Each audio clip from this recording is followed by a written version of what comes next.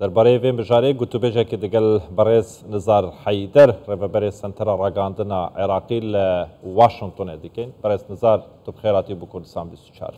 بەخێر بێ بەڕێز نزار جموجۆڵی گروپە چەکدارەکان دژ بە بنکەکانی ئەمریکا و هاوپەیمانان لە ناوچەکە زیادی کردووە پێتان وایە لە ئەگەری بەردەوامی هێرشی میلیشیاکان و بەردەوامبوونی ئەم حاڵەتانە ئەمریکا چه بژاردەیەک دەگرێتە بەرامبەر بە عێراق؟ نعم شكرا جزيلا. زور سپاس سرتا بشوتان باش زور سپاسان دکم سلاو لئیو لبینره برزکان همو سالکو ایوا لخوشی و شادی دابن عراق لخوشی دابید هالبتا گمانی تیدانیا ام هرشا چکدارانا بو سر لمزراوکانی لناوخاکی عراق کاری تیرۆرستین وەک بەڕێز سەرۆکی سەرکردەی فەرماندەی هێزە چەکدارەکان وەسفی کرد ئەوانە ژمارەیەک چەتەن لە دەرەوەی یاسا وەک چۆن بەڕێز سوودانی وەسفی کردن هەروەها بەرپرسیارەتی حکوومەتی عێراقی پارێزگاریکردنە لە دامەزراوان بیانیەکان و ڕاوێژکارانی بیانی ئەوانەی کە لە ناو خاکی عێراقدان هەن لە ناو بنکە سەربازیەکان لە عێراقدا لە ناوچە جیاوازەکانی وڵات ئەم کارە سوودانی بەڕێز سوودانی جەختی لەسەر کردوتەوە چەندین جار کە زۆر بەداخەوە لە هەر جارێکدا نەیتوانیوە پابەندی بەڵێنەکانی بێت بۆیە ئەو هێرشانە بەردەوام بوونە و بەردەوامبوونیشی دوو بژاردە هەیە هەواتە هیچ سێەمیان نیە یان ئەوەتە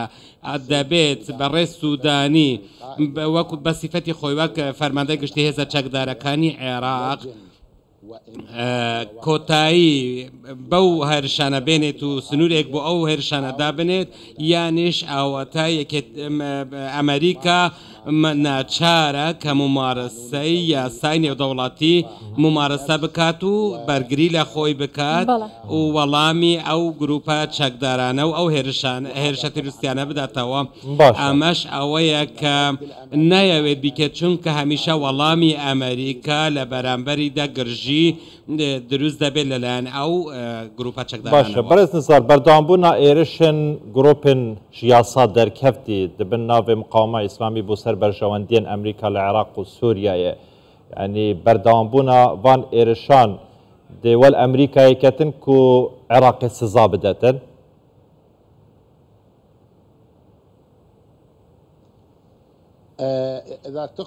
ئەگەر مەبەستت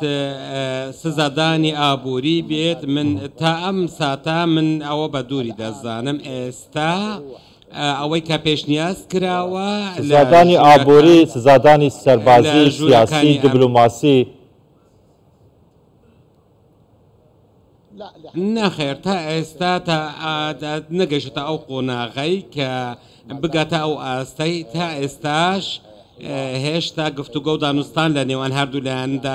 لایەندا هەیە لە نێوان ئەمریکا و عێراق وەک گوتم حکوومەتی بەڕێز سوودانی هێشتا هەموو هەوڵەکانی چڕ دەکاتەوە بۆ وەستاندنی ئەم هێرشانە ئەم هێرشە تیرۆریستیانە وەک بەڵێنیشیدا بەر لە 6 هەفتە کە بەڕێز سوودانی گوتی کە بەدواداچوونی تەواوی بۆ ئەو گروپە چەکداران دەکات کە لە دەرەوەی یاسان و دەستگیریان دەکات و ڕوبەڕووی دادگایان دەکاتەوە ڕوبەڕووی یاسایان دەکاتەوە ئێمەش تەمەنا بەوە دەکەین بەڵام ئەگەر بەڕێز سوودانی شکستی هێنا لەو بەڵێنەیدا ئەوە مانای وایە کە ئەمریکا ناچار دەبێت کە وەڵامی سەربازی بۆ ئەو ڕاستەوخۆی سەربازی بۆ ئەو بابەتەی دەبێت بەڵام خوا نەکات ئەگەر خوا نەخواستە ئەگەر گرژیەکان بەو شێوەیە و فراوانتر و مەترسیدارتر چەکەرەیان کرد بەڵێم لەم کاتەدا هیچ بە دووری نازانین کە ئەمریکا دەست بە هێرشی چەکداری بکات بە فشاری سەربازی ئەمنی و سیاسی بخاتە سەر ئەو گروپانە ئەمریکا لە وەڵامی هێرشی میلیشیا چەکدارەکان هێرشی ڕاستەوخۆی کردە سەر نەو خاکی عێراق و هەروەها کاتیبەکانی حزبڵای کردە ئامانج و بەرەی مقاومەی کردە ئامانج لە چەند ناوچەیەک ئەمە یەکەمین هێرشی ڕاستەوخۆی ئەمریکا بوو بە فەرمانی بایدن بۆ سەر بنکەکانی ئەو گروپانە لە نێو خاکی عێراق بەڵام دەگوترێت کە هەڵوێستەکانی ئەمریکا تا ئێستا سست بووە پێتان وایە جگە لەمانە ئەمریکا دەتوانێت چیتر بکات؟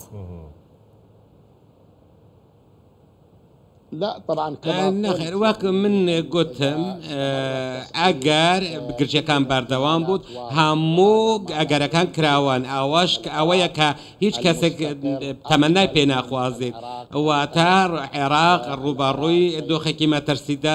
مەترسیدارتر دەکاتەوە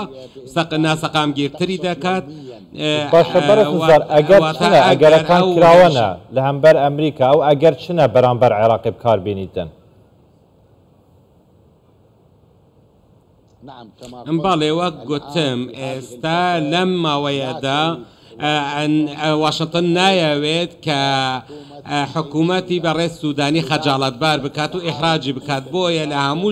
بە هەموو شێوەیەک و بەڕاستە و خۆ لەسەر ئاستی زۆر بەرزدا هاوکاری حکوومەتی عێراق دەکات لە پێناو بەستاندنی ئەو هێرشە تیرۆریستیانە بەبێ ئەوەی هیچ کاردانەوەیەکی ئەمریکی نیشان بدات. بەڵام ئەگەر حکوومەتی عێراق شکستی هێنا لە پاراستنی دامەزراوە بیانیەکان لەسەر خاکی عێراق ئەو کات وەک گوتم ئێمە دەکەوینە بەردەم گرژیەکی سەربازی و ئەمنی و ئاسایش سیاسی و دیپلۆماسی ئابووری. بەر لە ئێستا کە خۆمان قسە دەکەین هێرشکرایە سەر بنکەکانی هێزەکانی هاوپەیمانان و ئەمریکا لە سووریا لەلایەن بەرەی مقاومەوە ئەمریکاوتی ئێمە هێزەکانمان ناکشێنینەوە بەڵام ئامادە نین کە ناوچەکە بکەوێتە مەترسیەوە. ئەم هەڵوێستەی ئەمریکا تا ئێستا لە کاتی ڕوودانی ڕووداوەکانی 7 ئۆکتۆبرەوە لاوازبوونی ئەمریکای یا دان بە خۆداگرتنی ئەمریکایە؟ نەخێر هەڵبەتە ئەمە دان بە خۆداگرتنە وەک ئەمریکا خۆشی باس لەوە دەکات و هەروەها هاوپەیمانە ڕۆژاواییەکانیشی باسی ئەوە دەکەن و تا ئێستا بڕیاریان ئەوەیە کە هیچ گرژیەکی فراوان لەگەڵ ئەو گروپە چەکدارەکان ئەو هەروەها بریکارانی تاران بکەونە ڕوبەڕوو بوونەوە لە سووریا و یەمەن و عێراق و یەمەن و ئەو شوێنانە هەمویان هەروەها بیستیشمان کە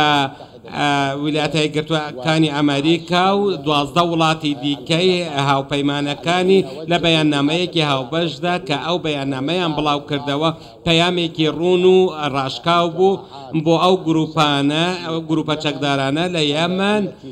کە هەوڵ دەدەن کۆسپ لە بەردەم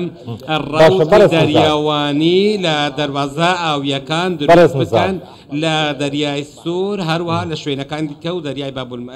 گەروی بابل. ئەگەر کورتی بەرسەوام بدەیت حکوومەتە عێراقی یان محەممەد شیع سوودانی ئەو هێزە هەیە ئەو شیانە هەیە و لێپرسینێ دگەل وان گروپان بکەتن یان وان گروپان بە سزا بگەینیتن؟ وەڵا تا ئێستا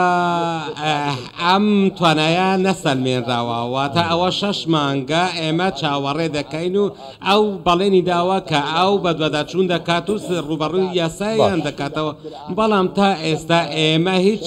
شتێکمان نەبینی بەو ئاراستەیە کە بتوانێت پابەندی ئەو بەڵێنەی بێت و هیوادارین لە ڕۆژانی داهاتوودا لە بەرژەوەندی عێراق و لە پێناو پاراستنی عێراق و بەرژەوەندیەکانی عێراق بەڕێز محەممەد شیع سوودانی بتوانێت سەرکەوتوو بێت لە پابەندبوونی بەوەی بەو بەڵێنانەی کە داویەتی لەسەر ئەو ئاستا و لەبارەی ئەو بەڕێز نەزار حەیدەر بەڕێوەبەری سنتەری ڕاگەاندنی عێراقی لە واشنگتن زۆر سپاس لە واشنگتنەوە لەگەڵمان بووی. شەو باش.